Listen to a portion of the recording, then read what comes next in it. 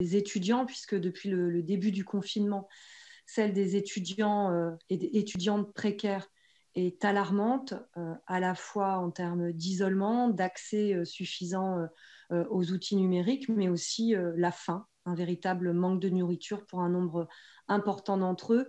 Et pour ces jeunes précaires, le Covid-19 ne fait qu'accentuer une situation déjà ancienne. On sait que plus de 20% d'entre eux vivaient déjà en dessous du seuil de pauvreté et que la problématique d'accès aux soins et aux examens médicaux était déjà fortement présente. Vous disiez, Madame la Ministre, que des annonces ont déjà été faites. C'est vrai que le président de la République en a parlé le 13 avril, mais il faut dire qu'elles tardent et qu'elles sont encore largement insuffisantes. Depuis le début du confinement, les Crous parlent d'une augmentation de 79% des aides attribuées. Vous parlez des aides sociales via le CVEC, mais on voit qu'elles ne peuvent suffire. D'abord, c'est au bon vouloir des établissements, mais aussi des fonds restants de la CVEC. Et on voit à quel point une aide nationale spécifique, importante, urgente, permettrait de la lisibilité, de l'efficacité. Donc, je vous réinterroge sur la date et je vous alerte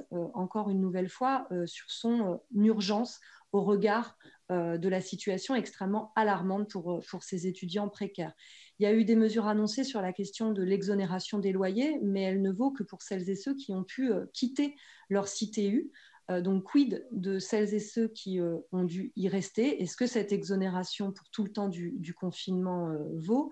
Et puis, je me permets aussi de vous interroger sur le fait que peut-être cette crise vous amène à de nouvelles réflexions sur la condition des étudiantes et des étudiants. Mon groupe aurait dû présenter dans le cadre de sa journée d'initiative parlementaire pendant le confinement la proposition d'un revenu étudiant inconditionnel, considérant que étudier est un travail. Est-ce que celle-ci, au regard de la crise que nous traversons et des inégalités qu'elle exacerbe mais qu'elle révèle aussi, quel regard portez-vous sur cette proposition d'un revenu étudiant? Je vous remercie.